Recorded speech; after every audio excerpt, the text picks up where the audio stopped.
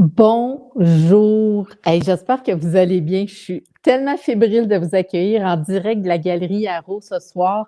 Je ne sais pas si vous m'entendez, si vous êtes présent. Si c'est le cas, je vous invite à laisser un commentaire. Vous êtes qui? Vous venez de quelle région? J'ai le goût de vous entendre.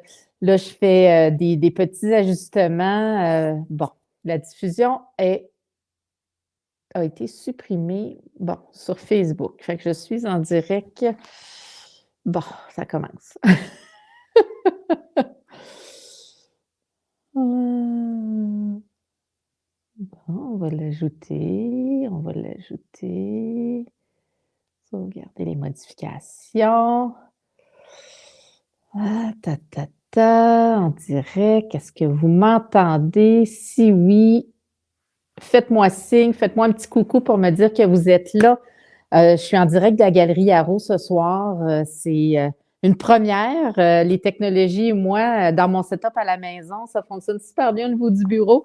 Puis là, ben, je rentre dans l'univers de Stoneham. Puis ce soir, on va parler de l'originalité dans l'art. J'espère que vous allez être présents. Je vous invite à commenter. Je vais laisser le temps aux gens de se connecter. Fait que je vous invite à m'envoyer un petit coucou dans les commentaires si vous êtes présent, si vous l'écoutez en redifféré aussi, identifiez-le pour moi. Puis dites-moi, ben vous êtes de où, comment les choses se passent, vous me direz si ça fonctionne. C'est tellement plaisant et gratifiant pour moi de faire les lives. Puis j'ai plein de choses à vous raconter depuis 2 semaines qu'on ne s'est pas vu. Puis tout ça pour dire que j'ai réalisé dans le sujet que j'avais le goût de vous parler de ce soir quand on va parler d'Haro. Ben, on ne parlera pas d'Haro, mais Haro, c'est authentique, romantique et original. Puis mon premier live, j'ai parlé d'authenticité. Puis naturellement, euh, ce soir, j'avais le goût de parler d'originalité. Puis, je suis contente que vous soyez là ce soir parce que l'originalité dans l'art, c'est un sujet qui est quand même, somme toute, intéressant. Bonjour Denise, contente de savoir que tu es là. S'il y a d'autres gens qui sont avec nous ce soir, n'hésitez pas dans les commentaires à vous identifier, ça me fait toujours plaisir. Puis, je vous invite à rester jusqu'à la fin parce que je vais vous faire un tour du proprio ce soir. Donc, pour tous ceux qui n'ont pas eu la chance de venir visiter la galerie Haro, d'assister à une de mes expositions ou autre, bien, ce soir, vous allez avoir l'occasion de voir la galerie, mais aussi mon studio de création, puis comment est-ce que je suis installée. Puis j'ai le goût de répondre à vos questions aussi ce soir. Fait qu'hésitez pas dans les commentaires à commenter, à me faire un coucou, peut-être aussi me faire un petit thumbs up si le son est bon, me confirmer que le son est bon. J'ai mis mon micro là, sachant là, que j'ai pas mon micro sur pied comme dans mon bureau à la maison. Fait que ce soir, on va parler bien sûr d'originalité, mais j'ai le goût dans un premier temps de répondre à votre... euh, je vous explique. On m'a posé la question, pourquoi faire des lives? Puis, les lives, ça fait partie un peu de ma mission de vie. Moi, je me lève le matin avec le désir de changer la vie des gens qui croisent ma route, de la changer de façon significative, que ce soit par un petit mot, un geste, par mes œuvres, par le contact que j'ai eu avec ces gens-là. Puis, sachant ça, ben, je suis une personne qui aime communiquer, je me sens dans mon élément. Puis, à un point tel que les 2 dernières semaines, j'ai trouvé ça long, 2 semaines avant de refaire un live. Puis, j'ai pris la décision ce matin de vous revenir à tous les mardis, 19h. Donc, officiellement, à partir de la semaine prochaine, il y aura un autre live sur un autre sujet que je vais vous annoncer un petit peu plus tard aujourd'hui. Mais j'ai pris la décision de revenir dans la formule des lives à toutes les semaines et aussi de faire un lien avec tout le graphisme qui avait été fait dans le passé qui s'appelle Dans la tête d'Haro. Au départ, l'idée était de travailler quelque chose au niveau de la série Pure. Puis Pure, ben, ça fait partie de ce que je suis. Vous allez le voir dans la galerie quand je vais vous faire visiter. Mais au-delà de ça, j'ai le goût de vous dire aussi que dans la tête d'Haro, ben, ça touche autant mon côté artistique, mon côté humain, mes enjeux. J'ai le goût d'être connectée avec vous. Puis, les lives me permettent cette connexion-là, sachant que je présente 1, 2 expositions par année à ma galerie. Fait que d'avoir cette possibilité-là d'interagir avec vous, ça me touche. Puis là, ben, en plus, vous êtes vraiment choyés parce que les 2 œuvres qu'il y a derrière moi, c'est des œuvres de ma prochaine collection qui va être présentée à la fin mai. Mais j'ai choisi cet endroit-là ce soir de façon ciblée pour peut-être teaser et avoir un peu votre feeling sur ces œuvres-là qui ne sont pas encore en ligne sur le site d'Arrow et qui le seront uniquement après la soirée du vernissage qui a lieu en mai. Fait que quand vous vous joignez à moi dans les commentaires, n'hésitez pas, faites-moi un petit coucou, dites-moi que vous êtes là, ça me fait toujours chaud au cœur. Puis si vous écoutez la vidéo en rediffusion, bien, n'hésitez pas. Fait qu'on va tomber tout de suite dans le vif du sujet parce que j'ai des exemples à vous partager, des pépites d'or que j'appelle d'originalité. Mais j'ai avant tout, salut Nathalie! J'ai le goût de vous parler de la signification d'originalité pour moi. Pour moi, l'originalité, c'est quelque chose qui est unique en son genre. Mais j'ai quand même fait des recherches pour notre live de ce soir sur le web, qu'est-ce qu'il dit de l'originalité dans l'art? Puis ce que ça dit, dans le fond, l'originalité d'une œuvre réside dans le fait qu'elle est le fruit d'un travail créatif dans l'univers des formes littéraires ou artistiques et constitue une création marquée de la personnalité de l'auteur. Fait que ce que j'ai compris, c'est que si c'est quelque chose qui est fait par une personne, ça devient systématiquement quelque chose qui est original.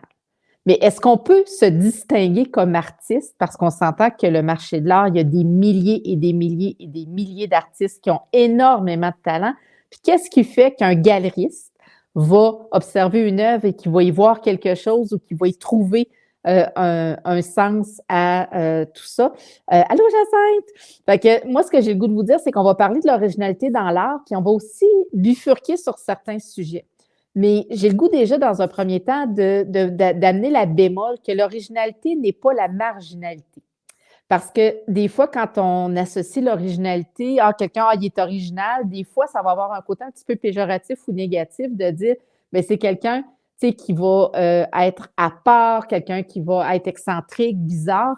Puis pour moi, l'originalité est dans toute sa beauté puis dans son unicité. Puis c'est surtout ce point de vue-là que j'ai le goût d'aborder avec vous ce soir.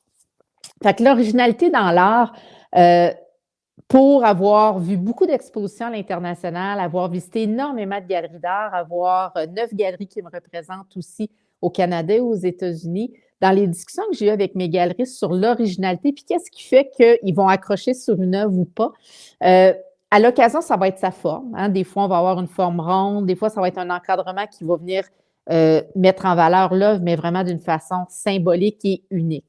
Les matériaux aussi qu'on va utiliser, on s'entend là, quand on va chez Dessert, des matériaux, il y en a, il y en a, il y en a. Qu'est-ce qui fait qu'une œuvre, bien, des fois, ça va être la mixité des techniques qu'on va placer. Des fois, ça va être d'utiliser un matériel, mais de le travailler d'une différente façon. Puis, ce que je me suis fait conseiller ou ce qu'on m'a parlé, parce que souvent les artistes viennent à moi et ils me disent, Caroline, comment tu réussis à rentrer dans les galeries? Puis une des réponses que les galeristes me font quand ils voient mon travail, c'est Caroline, ce que tu fais, on n'a jamais vu ça. Donc, pour eux, il y a un facteur d'unique. C'est pas quelque chose qui est inspiré ou copié de quelque chose qui existe déjà. Puis, je sais que les galeristes, cet aspect-là, ils l'aiment vraiment beaucoup. Puis, un élément aussi, c'est qu'il faut que l'artiste, au fil de sa carrière et de ses techniques, soit reconnaissable. Donc, quand on voit une œuvre, qu'on soit capable de dire, ben voici un Arrow, voici un Picasso, voici un Monet, voici un Pépin, ou peu importe, il y a une dynamique qui amène finalement l'originalité à être reconnaissable. Puis, j'ai fait quelques recherches suite à mon exposition Carrousel du Louvre, où, comme vous savez, je suis rentrée dans le marché de l'art un petit peu comme un cheveu sur la soupe au début de ma carrière. Puis, je suis allée étudier un peu l'évolution des carrières de certains artistes. Je pense entre autres à Picasso, à Miro et autres, à Pollock aussi. Et au fil de la vie d'un artiste, ben, son art va évoluer. Ce que Picasso ou Miro faisaient en fin de vie n'est pas ce qu'il faisait dans les débuts de sa carrière. Puis, ce qui est intéressant, c'est de trouver le fil conducteur parce que dans le fond, l'évolution de l'artiste va aussi se refléter par l'évolution de l'humain derrière la création. Puis ça, ben, je trouve ça intéressant. Je me pose toujours la question quand je travaille sur une nouvelle exposition de trouver le fil conducteur de ma série précédente, de ma collection précédente, puis de faire le lien vers la nouvelle collection, de voir est-ce que ça va être dans le mouvement, dans l'histoire, dans un paquet de facteurs, mais ça, pour moi, c'est super important de trouver cet aspect-là. Puis, j'ai le goût, tu sais, aujourd'hui, j'ai fait une infolette qui disait « ça, c'est de l'art » avec un gros point d'interrogation. Puis, j'ai le goût de vous partager une expérience que j'ai vécue. Je suis allée en 2017 en Inde et à Dubaï dans le même voyage. On s'entend que c'est tout un choc culturel de faire l'Inde en premier avec l'extrême pauvreté, la surpopulation et tout ça, puis après ça, d'aller dans l'opulence de Dubaï. Puis dans le séjour qu'on était à Dubaï, on était là-bas 3 ou 4 jours. J'avais le désir de visiter des galeries d'art des Émirats arabes unis. Puis, on a pris un chauffeur, puis on est allé dans une zone où il y a des galeries d'art. Puis c'était une section où il y avait plein d'hangars. Puis, on arrive dans une des galeries, puis on rentre, écoute, des plafonds, là, 25 pieds d'eau, tout est blanc. La seule chose qu'il y a dans la pièce, puis c'est quand même très grand, là, c'est immense. Il y a le bureau du galeriste qui est là, puis en plein centre, il y a un bundle de pneus, pas peints, c'est juste des pneus mélangés avec de la corde à bateau, puis ils vendaient ça 50 000 US. J'ai pogné mon 2 secondes solide. Fait que j'ai regardé mon chum, j'ai dit, si ça, c'est de l'art, ce que je fais, ça doit pas être si pire que ça. Mais ça a été une leçon de vie de réaliser que l'originalité ou la façon de présenter une œuvre, il y a le résultat qu'on voit, mais l'exercice derrière, la recherche, ce qu'on veut, des fois on veut provoquer, des fois on veut relativiser certaines situations politiques, publiques ou autres. Il y a toujours un lien derrière la création d'une œuvre, mais tu sais, la première chose, ça a été, t'es qui, toi, pour juger ou pour dire c'est beau ou c'est pas beau? On s'entend que ça ne me rejoignait pas, cette œuvre-là en soi, mais je me suis questionnée sur la prémisse de l'artiste à créer cet aspect-là, puis de définir aussi la valeur de 50 000 cette œuvre-là. Puis je me dis, qui peut acheter ça? Il va mettre ça où, comment, puis etc. Mais qu'il le déplace, il va-tu replacer les pneus puis les cordes à la même place? Fait qu'est-ce que ça va changer la symbolique de l'œuvre? Je me suis posé quand même beaucoup de questions. Mais cette expérience-là à Dubaï a été quand même significative pour moi dans la prise de conscience de l'originalité dans l'art.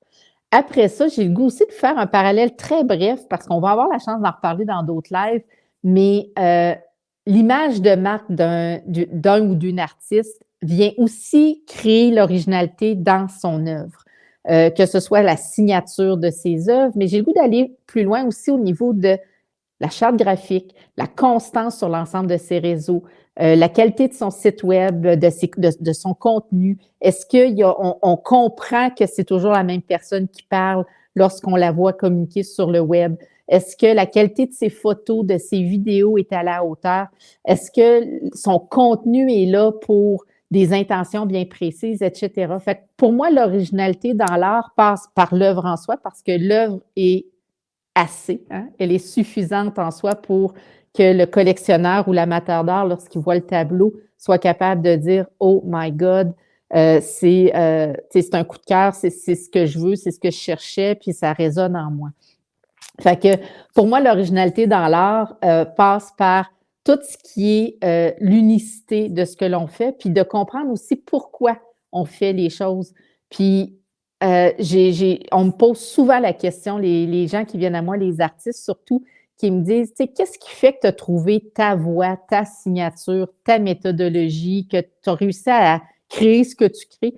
Puis moi, le premier soir, la première fois que j'ai peint, ça a été simplement d'être dans le moment présent puis d'écouter ce qui vient à moi. Puis tantôt, quand je vais vous faire visiter la galerie, vous allez voir, j'ai un meuble avec toute ma peinture. Puis dans ma démarche de création, c'est le premier stop que je fais, c'est d'aller regarder mes couleurs puis dire, je file quelle couleur aujourd'hui. Fait que je suis pas dans la stratégie ou le désir de créer une œuvre d'art ou un chef-d'œuvre, je suis réellement dans le désir de connexion. Puis cette singularité-là a fait que étant pas une amatrice d'art auparavant, tu sais, je suis pas quelqu'un qui visitait les musées, qui est intéressé même par le marché de l'art avant moi-même de tomber dedans. Je peux vous dire que les premières années, puis encore aujourd'hui, j'ai une bulle très, très, très grande autour de moi quand je peins, où j'ai pas le goût d'être influencée par ce que j'ai vu ou de reproduire quelque chose qui m'a été présenté ou qui est passé dans mon esprit, que j'ai vu sur le web ou autre. Fait que j'essaie beaucoup de me connecter avec le sentier qui m'habite, puis l'intériorité, puis vraiment de laisser aller, de lâcher prise. Puis c'est souvent là où des fois je vis des blocages vraiment grands quand je crée une œuvre. Puis tu sais, je vais vous raconter l'œuvre de la prochaine collection qui s'appelle Non négociable. C'est une œuvre qui a évolué sur plusieurs semaines, que j'ai gratté une première fois, que j'ai mis, il doit y avoir 7 ou 8 couches de peinture sur cette toile-là. Puis c'est ce chemin-là qui crée son histoire, puis qui m'amène à dire, OK, elle est terminée. Mais ça n'a pas été nécessairement facile, puis c'est pas toutes les œuvres qui coulent de soi. Mais ce soir, vous allez avoir la chance de voir les œuvres qui sont sur les murs, plusieurs de ma prochaine collection. Fait que pour ceux qui sont avec nous ce soir, que ce soit en live ou autre, bien, je peux vous dire que vous êtes vraiment les premiers à les voir parce que ils ne sont pas sur le web. J'ai pas fait d'exposition encore. C'est ce que je vais présenter. Puis ce n'est qu'un petit nombre de ce qui s'en vient, mais je suis vraiment contente de pouvoir ce soir vous présenter ça. Puis bonsoir Cathy, contente que tu sois avec moi ce soir. Puis j'ai le goût de vous raconter, quand on parle d'originalité dans l'art, tu sais, il y a l'œuvre en soi, mais il y a aussi la démarche. Puis, tu sais, vous savez un peu mon bagage. Pour ceux qui ne le savent pas, bon, j'ai été entrepreneur toute ma vie. J'ai travaillé pour les soupes Campbell. J'ai eu mon restaurant avec mon conjoint pendant 16 ans. Puis, je suis artiste peintre depuis 2017 suite à un parcours à l'école d'entrepreneurship de Beauce. Puis, j'ai étudié en marketing et mon côté branding est très, très fort. Puis, à un moment donné, je me suis dans les débuts de ma carrière en 2018. Je me suis questionnée à savoir c'est qui les influenceurs ou les gens qui pourraient faire une différence dans ma carrière. Et j'ai fait une liste de 7 personnes au Québec que je ne connais pas nécessairement de proches ou autres. Puis, j'ai créé 7 œuvres en petit format 6 par 6 originales avec une histoire en pensant à cette personne-là. Et j'ai fait un packaging vraiment magnifique et j'ai envoyé en cadeau l'œuvre avec le désir simplement de connecter avec la personne. Sur les 7 personnes, il y en a 4 qui m'ont qui ont pris contact avec moi, puis 3 personnes qui ont changé la carrière d'Arou.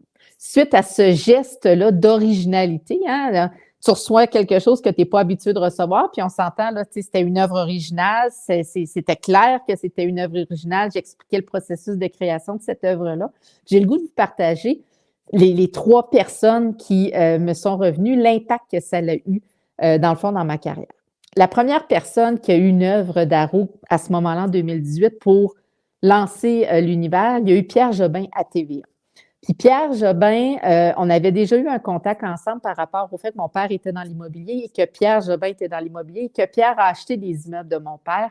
Fait qu'il connaissait bien mon père et grâce à cet échange-là, puis c'est même pas un échange, c'est un cadeau qui m'a fait vraiment plaisir, bien, j'ai eu l'opportunité d'être présentée par Pierre en 2018 à ma première exposition, puis il m'a présenté aux nouvelles comme la Riopelle des temps modernes. Fait qu'on sait que ça a été la prémisse qui a changé beaucoup de choses. La deuxième personne à qui j'ai envoyé une œuvre, c'est Nancy Ricard de chez Un fauteuil pour deux.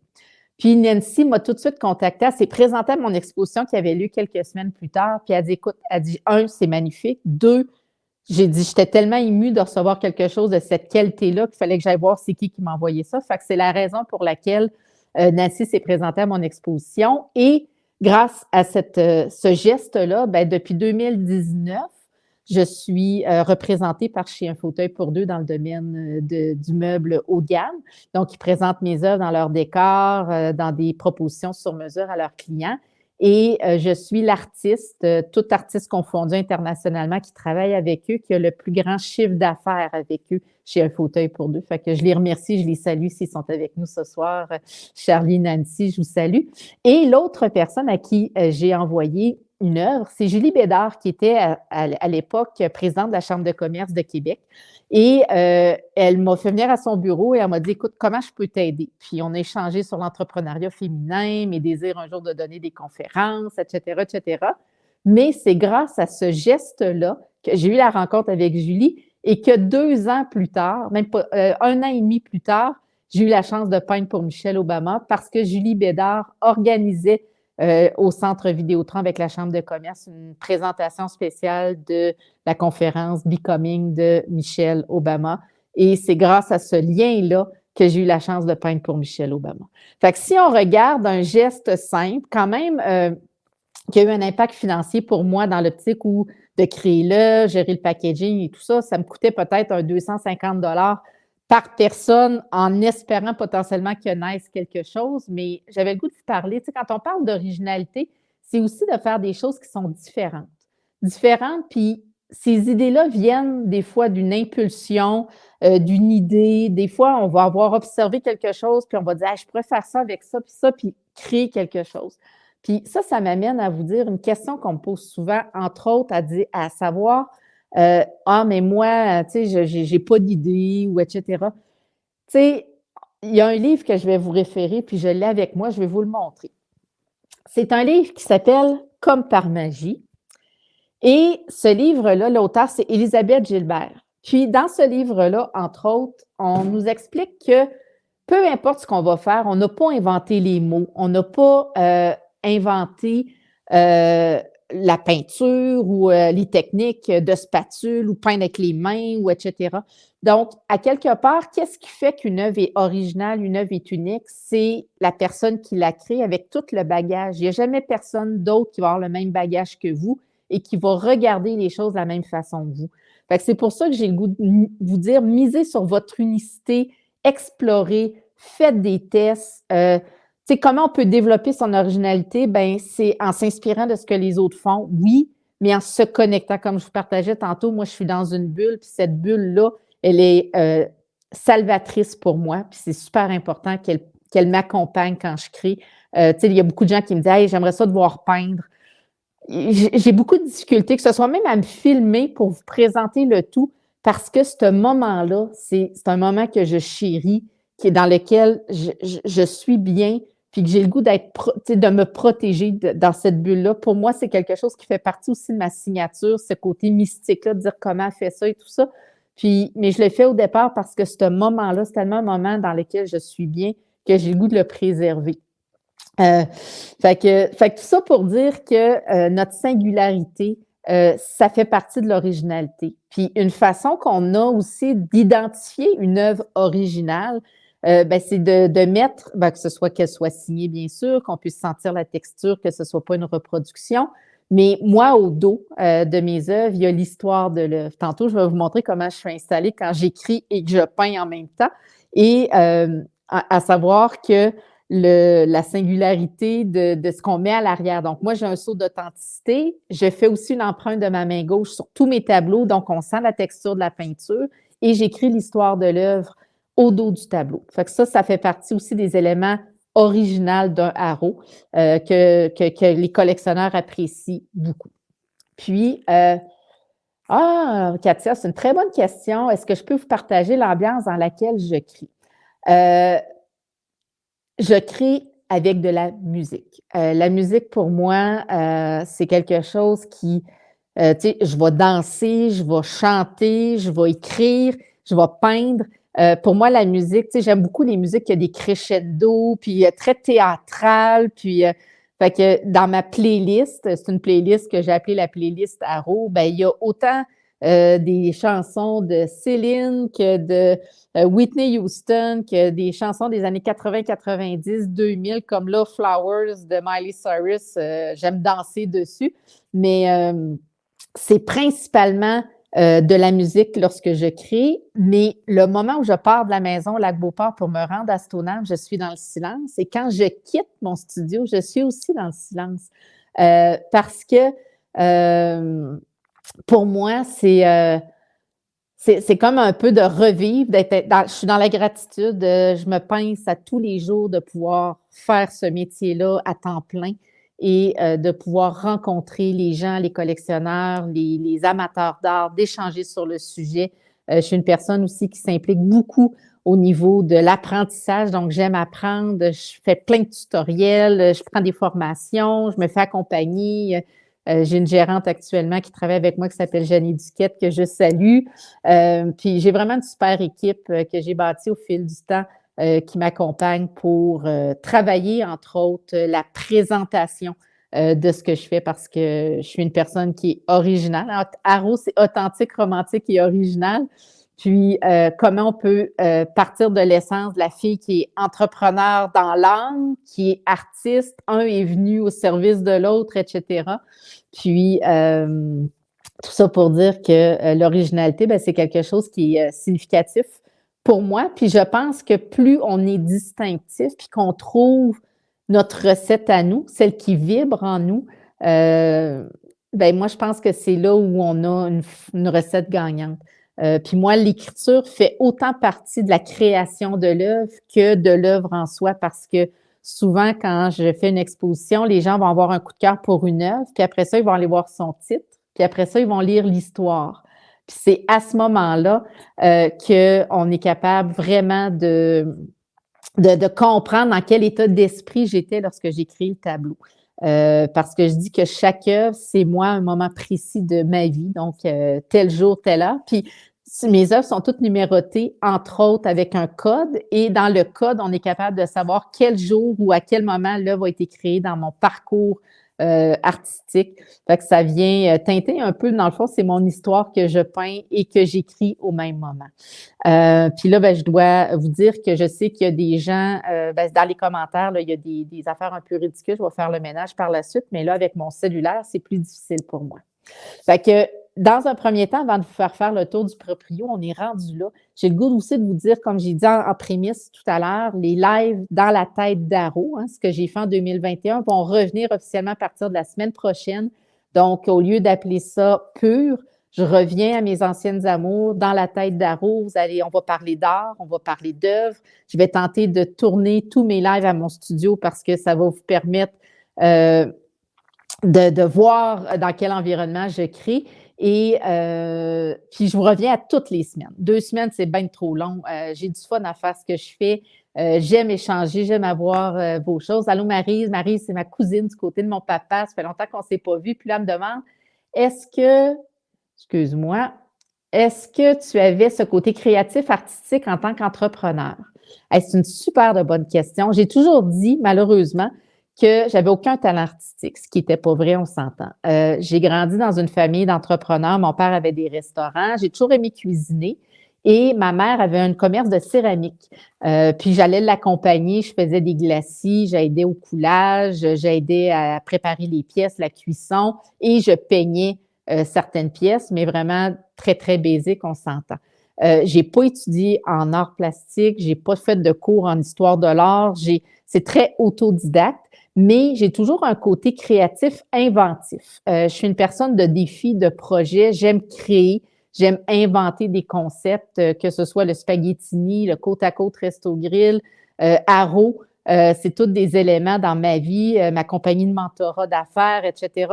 Pour moi, créer fait partie de probablement intrinsèquement tout ce que je fais depuis toujours. Par contre, mon côté entrepreneur a toujours été très, très fort et mon côté artistique, je pense qu'il est venu au service de l'entrepreneur. Mais aujourd'hui, depuis en tout cas 2017, c'est l'inverse. C'est mon côté artistique qui fait que ma tête et mon cœur se sont connectés, puis mon côté entrepreneur vient servir l'artiste simplement pour me propulser, faire voir mon travail au déploiement, la facilité que j'ai à présenter mon travail, à approcher des clients, des galeristes, des entreprises, et cetera. Puis le fait que j'ai peaufiné mon anglais, ça me permet de voyager, de présenter mon travail aussi à travers le monde. Fait que je pense que j'avais ce côté créatif-là, mais en 2006, je l'ai exploité, puis c'est drôle parce que Nathalie, elle est en ligne avec nous ce soir, puis c'est elle qui a été la prémisse de mon expérience en scrapbooking. En 2006, j'ai eu un diagnostic d'un cancer de l'utérus et j'ai dû avoir l'hystérectomie complète. Ma fille, à ce moment-là, avait 3 ans et Nathalie, ben, on est allé faire un week-end chez nos amis à Montréal et Nathalie commençait dans le scrapbooking. Puis elle dit, ah, tu vas aimer ça. Fait qu'on a commencé à faire du scrapbooking ensemble à quelque part au mois de novembre. Puis le 6 décembre, mon conjoint a rénové une pièce de la maison. Puis il m'a installé une cuisine IKEA avec une grande salle de bricolage pour que je puisse faire pendant ma convalescence du scrapbooking. Fait que j'ai fait du scrapbooking pendant plusieurs années. J'ai toujours aimé aussi faire de l'aménagement des décors, harmoniser des tissus. Fait que ce côté-là créatif s'est exploité chez moi beaucoup plus de cette façon-là que de dire j'ai peint ou j'ai dessiné ou etc. parce que je suis vraiment nulle en dessin. À part de dessiner de la couleur sur des dessins qui sont déjà faits, mais de dessiner à main levée, faire des sketchs, ce genre de choses-là, je suis vraiment pourrie. Fait que, bref, les lives dans la tête d'Aro recommencent à toutes les semaines à partir de la semaine prochaine. La semaine prochaine, on va parler du temps. L'impact du temps dans nos vies, l'urgence de vivre qu'on peut ressentir, puis la gestion de notre temps. Fait que ça va être le sujet de la semaine prochaine que j'ai vraiment hâte d'aborder avec vous. Puis, je ne sais pas si vous l'avez vu sur mes réseaux cette semaine, mais samedi, j'ai eu un super reportage à plein feu sur Québec, à TVA, avec la journaliste Marie-Christine Leblanc, où on parlait de l'art automobile. Puis je vais vous montrer les pièces originales, je vais vous faire visiter dans les prochaines secondes.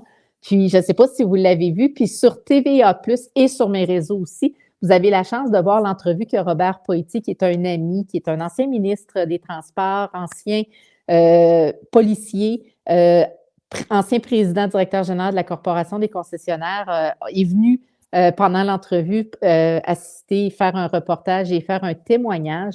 Fait que je ne sais pas si vous avez vu la version complète de l'entrevue de Robert, mais c'est vraiment un coup de cœur pour moi là, de l'entendre raconter comment est-ce que lui, en tant que homme, a eu un coup de cœur pour mes œuvres. Puis il est maintenant collectionneur d'un capot de Porsche d'Aro, ou quand il en parle dans le reportage. Mais tout ça pour dire que ça a été vraiment un super beau moment. Puis quand les médias nous donnent l'occasion de couvrir un événement, de parler de nous, si vous saviez l'impact que ça peut avoir sur notre carrière. Fait que je remercie les gens de TVA d'avoir souligné mon partenariat avec la corporation, avec l'art automobile. Fait que là, c'est le moment de vous faire visiter la galerie. Fait que là, je suis dans un coin, je vais tourner ma caméra, puis là, j'ai hâte de voir parce que là, je suis en live, je suis en direct. Fait que j'ai l'impression que vous allez me voir le visage dans le chose ou que je tourne la caméra. Fait que je vais commencer dans un premier temps par me tasser et vous montrer ici, je vais me reculer. Fait que ça, c'est vraiment la galerie qui est au fond de mon studio. Fait que vous avez à l'intérieur des œuvres de ma prochaine exposition. Hein? Tantôt, j'étais assise ici. Puis là, si j'étourdis des gens, je suis vraiment désolée. Fait que vous avez vraiment en première mondiale la présentation des œuvres, de quelques œuvres de ma prochaine collection. Puis, vous avez Lucy qui est là, qui est mon mannequin. Je pourrais vous en reparler éventuellement. Ça va me faire plaisir de vous raconter l'histoire de Lucy, puis des projets que j'ai pour elle. À l'arrière, ici, on a un super de beau coffre de mini que j'ai peint aussi. Je vais m'avancer. Fait que l'art automobile, c'est vraiment tout un processus. Je pourrais faire un live pour vous parler de l'art automobile, puis quand je reçois les pièces, puis comment je fais toute la transformation. Ça, ici, on a le volant, le fameux volant Ferrari, qui est la pièce qui m'a coûté le plus cher à créer, à arriver à un produit final comme celui-là. Donc, l'acquisition du volant a déjà été plusieurs milliers de dollars. Fait que l'encadrement, la peinture, etc. Fait que c'est un super beau produit.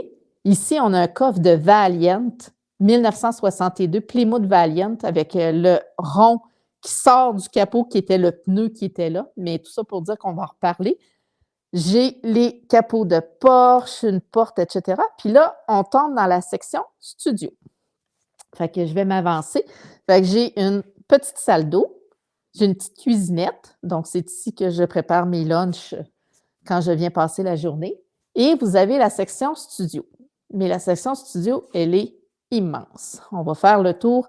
Fait que j'ai environ 8 à 10 tables de 3 pieds par 8 pieds à plat qui me permettent de peindre sur les tables. Et je suis installée avec plein de projets. Fait que là, je vais essayer de vous montrer.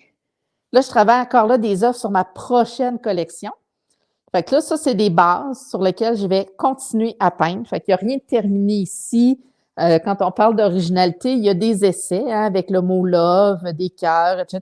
Fait que je ne sais pas si ça va donner une œuvre à la fin, mais en tout cas, j'explore différentes choses.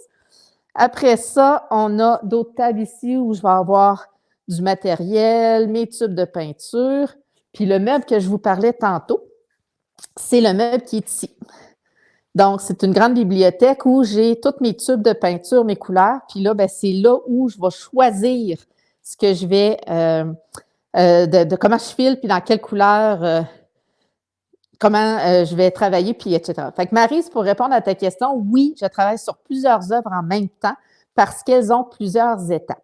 Certaines vont avoir des fonds. Après ça, il va y avoir 2-3 couches avant d'arriver potentiellement à créer le produit final ou là où ça va avoir vraiment un impact. Puis après ça, il y a les temps de séchage, les temps de vernis, si je travaille avec des vernis liquides ou de la résine. Et fait que je travaille sur plusieurs œuvres en même temps. Vous allez voir, là, il y en a partout. Fait que ici, j'ai une autre œuvre qui est en travaux. Donc, la base est faite, la première couche, elle est faite, mais il va y avoir d'autres étapes. Après ça, j'ai un autre mur ici avec d'autres œuvres. J'ai les produits, mon Dieu, je vais me tasser. J'ai les produits dérivés ici d'Aro qui sont disponibles en ligne pour votre information. J'ai des cartes de souhait, des cahiers de notes, j'ai des vêtements. Il y a plein de choses. Fait que je vais vous montrer. J'ai un petit mannequin ici, là-bas, avec les. Pardon, là, avec mon kimono et un foulard. Ça, c'est des œuvres de la prochaine collection qui sont prêtes pour l'encadrement. Donc, ils ne sont pas encadrés encore, mais elles sont signées. Et si on regarde, quand je vous parlais que j'écris, ça, c'est une feuille avec toutes mes notes d'écriture pour l'œuvre ici qui va s'appeler S'émerveiller. J'ai ma station d'époxy aussi qui est ici avec mes résines et autres. Après ça, dans la section, là, je vous montre, là, c'est vraiment très grand. Et ici, mon conjoint Dominique m'a préparé, là, j'ai quasiment mal au cœur, je suis désolée pour vous. Mon conjoint m'a préparé un grand meuble dans lequel j'ai des toiles vierges, des œuvres qui ne sont pas en circulation dans les galeries, j'ai des encadrements vierges aussi. Fait que c'est vraiment un super meuble de rangement hyper pratique. Puis de ce côté-là, j'ai encore des tables en préparation avec des œuvres. Ici, j'ai une œuvre de ma prochaine collection qui est en séchage d'époxy. Puis ici, j'ai 2 œuvres de pièces automobiles qui sont en travaux, ce qui veut dire que les couches de base sont faites. Puis là, j'ai commencé à peindre les œuvres. Puis après ça, ben, on a l'accueil, j'ai un petit meuble ici. Puis dans le fond, ben, on voit la voiture de mon chum qui est aussi un très grand artiste qui a créé, qui a travaillé pendant les 6 dernières années sur une Porsche 911 1979 qui a refait au complet. C'est une voiture qui est vraiment magnifique, une voiture de collection. Puis je pourrais éventuellement vous en reparler. On pourra même faire un live pour parler d'auto et de Porsche. Denise me demande, vous êtes super fin de me poser des questions, je suis là pour ça, mon Dieu, ça me touche. La nuit, penses-tu à tes œuvres qui vont se peindre le lendemain? Oui.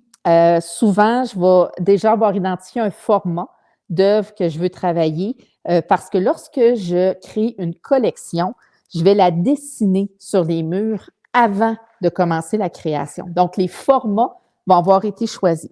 Fait que je vous montre à quoi ça peut ressembler un sketch, mais ça, c'est la galerie principale. Fait que je vais déjà placer des formats pour créer un visuel ou une intention visuelle. Fait qu'après ça, ben, je vais avoir un format. Fait que oui, je sais sur quelle œuvre, sur quel format je vais travailler. Mais je ne sais pas encore dans quelle couleur je vais la travailler, qu'est-ce que je vais explorer, est-ce que je vais essayer des choses qui vont être plus audacieuses. De ce côté-là, là, c'est plus de planifier, mais comme un athlète, pour moi, peindre, ça fait partie de ma routine, ça fait partie d'un agenda, de mon agenda. Donc, j'arrive ici, je vais peindre. Est-ce que ça va bien aller? Pas toujours. Il y a des journées où je vais travailler plus en finition parce que je me sens moins dans l'élan de créativité. Puis il y a d'autres moments où je me sens full créative, puis là, je vais travailler sur 2, 3 œuvres en même temps, puis je vais laisser les finitions pour plus tard, à des moments où je vais en avoir moins le goût, finalement, où je vais être moins en forme côté créatif. Après ça, Katia, lorsque tu as débuté en peinture, est-ce que tu avais un atelier de cette envergure? Non. Je peignais à la maison. J'ai scrappé tous les planchers de la cuisine, de la salle à manger et de la chambre d'amis avec mes résines puis ma peinture qui tombait au sol. Puis le local ici nous appartenait. On faisait de la location d'espace de moto et d'auto. Fait que vous voyez qu'il en reste encore un petit peu dans le fond là-bas. Et c'est un local qu'on avait acheté dans l'époque où on avait les restaurants. Puis on entreposait notre stock de terrasse l'hiver, on entreposait l'overflow de vaisselle, puis ce genre de choses-là, parce qu'on avait 2 restaurants. Fait que, puis à un moment donné, ben, mon chum est arrivé avec moi ici, on faisait du ménage, puis là, il est rentré, puis il dit hey, « ça te ferait une belle place pour peindre ». Fait que j'ai commencé dans la section où j'ai fait le début de mon entrevue aujourd'hui, de mon live, dans la section galerie. C'est là où j'ai commencé à peindre au début. Puis rapidement, j'ai transféré de l'autre côté dans la plus petite section près de la cuisine pour bâtir une galerie d'art. Parce que pour moi, d'avoir la chance de présenter mon travail aux gens, de connecter avec les gens, c'était essentiel à mon bonheur. Fait que, mais puis là, ben, ça fait depuis le mois de mai dernier, il se passe réellement quelque chose dans ma carrière. Depuis ce temps-là, là, pour dire vraiment, après 5 ans et demi à avoir misé, ben là, les opportunités viennent plus facilement à moi et tout ça. Et j'ai eu la chance d'animer des ateliers, des team building pour les corporations, les entreprises. Puis il y a beaucoup de gens qui sont venus ici pour peindre avec moi. Fait qu'on a agrandi en installant les tables. Puis depuis que les événements ont lieu, ben j'ai pas rapetissé mon espace au grand malheur de mon chum où je m'éteins, je m'éteins, je m'éteins. Mais tout ça pour dire que non, j'ai loin de là eu un atelier de cette envergure-là. Après ça, mais merci beaucoup, Marie, c'est super gentil. Puis là, ben, je vois qu'il y a des gens qui laissent des messages un petit peu frauduleux. Fait que de ce côté-là, fait que je vais aller redéposer le téléphone pour arrêter de vous étourdir pour vous permettre de se connecter. Mais j'ai le goût de vous entendre et que vous me disiez si le fait qu'on revienne Saint-Dominique, oui, Jacinthe, Saint-Dominique. J'ai le goût de vous entendre et que vous me disiez si à toutes les semaines, le mardi 19h, ça vous plaît comme idée ou moi, en tout cas, je suis super emballée de l'idée de ne pas faire ça aux 2 semaines, mais de le faire aux semaines. Fait que si ça vous plaît comme idée, ben dites-moi-le, envoyez-moi des messages, donnez-moi du feedback, ça va me faire vraiment plaisir. Puis, je vais travailler pour la prochaine rencontre, on va parler du temps, de son impact, de l'urgence de vivre qu'on peut ressentir, puis de la gestion aussi du temps. Puis, cette idée-là m'est venue d'une question qu'on m'a posée où on me demandait, Caroline, tu dors-tu? Fait qu'on va en parler de comment bien je dors et combien longtemps je dors, mais comment j'organise mon temps pour réussir finalement à consolider l'ensemble des engagements que j'ai. Fait que ça va être le sujet de la semaine prochaine. Je vous remercie à tous ceux qui ont laissé des messages, qui ont partagé, qui ont fait des likes. Continuez, ça me fait vraiment, ça me touche. Puis, je vous embrasse. Je vous dis à la semaine prochaine en rendez-vous. Katia, une dernière question. Moi, je ne suis pas pressée de partir. Fait que Katia, tu dis, si tu avais un seul conseil pour un artiste lançant sa carrière artistique, quel serait-il? Hey, allô, Christian, je suis contente de savoir que tu étais là. Merci, Carole. Katia, écoute, des conseils, il y en a beaucoup. Mais le premier, c'est de ne jamais perdre de vue pourquoi tu fais ce que tu fais. Quand on est animé par cette passion-là, par cette verve-là, peu importe les défis, les détracteurs, les refus qu'on a, parce que c'est de plus en plus difficile de rentrer en galerie. Puis je pourrais peut-être expliquer un peu mon point de vue entrepreneur. Je suis pas je suis galeriste ici, mais je ne représente pas d'autres artistes, mais on pourra peut-être en faire un sujet. Mais de jamais perdre de vue pourquoi tu fais ce que tu fais. Puis je pense que ça va donner des ailes, puis d'être dans l'action. Tu sais, j'ai des amis qui disaient imparfait mais fait, mais d'être dans l'action, de faire voir ton travail parce que si on laisse ça dans les fonds de garde-robe, il n'y a personne qui va le voir. Donc, site web, présence sur les réseaux sociaux. Oui, c'est un excellent sujet de live dans le futur. Puis, c'est ça. Mais, tu sais, des conseils, il y en a plusieurs. Tu sais, j'ai appris à la dure. Ça m'a coûté cher d'apprendre. J'ai vécu des expériences où on m'a volé, des voyages que j'ai faits qui ont servi à rien, etc. Fait que tout ça pour dire que, en effet, ça pourrait être un sujet. Fait que là, je vais commencer par enregistrer la vidéo, aller faire du ménage dans les commentaires de spam qui se joignent à nous et je vous embrasse. Si vous avez d'autres questions, n'hésitez pas à me contacter sur Facebook, sur ma page LinkedIn ou directement sur le site web d'Arrow. Il y a une section contact. Vous pouvez me poser vos questions. Ça va me faire plaisir d'y répondre. Puis à tous ceux qui sont intéressés à voir mon travail, ben, ma galerie est ouverte sur rendez-vous avec moi. Puis, si vous avez des coups de cœur pour des œuvres et que vous voulez connaître les prix, ben, vous cliquez sur l'œuvre qui vous intéresse, puis je reçois automatiquement un message avec vos coordonnées, puis je peux vous contacter pour vous donner les détails de façon privée.